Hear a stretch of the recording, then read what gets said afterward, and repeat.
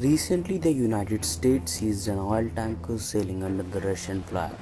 It was not in the US waters, there was no battle, and yet it immediately raised tensions with Moscow. So, the real question is not what happened, it is why the US chose this moment to act. Let me explain what the ship was doing first, because that's where this story actually begins. The tanker was carrying oil tied to sanctioned trade. After leaving Venezuelan waters, it began moving across Atlantic. Now that route was not random, and this is important because once that oil reaches distant ports, it does not just get sold, it gets normalized. And normalization quietly weakens sanctions not just against Venezuela but against Russia and others using the same networks. Which raises the next question. If the US knew all this, why did not it stop the ship immediately? The delay was not hesitation, it was a strategy. Washington tracked the tanker using satellites, patrol aircrafts, and intelligence shared with allies. The goal was not speed, it was a leverage, and then the ship made the mistake that changed everything. It refused inspections. Its flag status became unclear.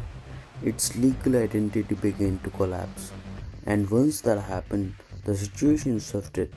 Because now this was not political anymore. It was legal, which led to the moment everyone noticed. Once the ship lost legal protection, the US moved in. The Coast Guard and naval teams boarded the tanker in the international waters. No standoff, no escalation, because by then the outcome was already decided. But the US was not acting alone here, and that matters more than most people realize. As the tanker crossed into the North Atlantic, the United Kingdom helped keep it under constant watch. British surveillance aircraft shared intelligence, operational coordination. This kind of cooperation is not automatic, and when it happens, it sends a message. Because sanctions only works when allies close the gaps together, and this time those gaps were closed. Which brings us to the bigger picture, the one Moscow is paying attention to. Let's be direct.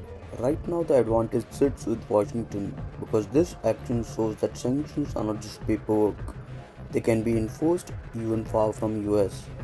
And that kind of credibility does not just affect politics, it affects markets.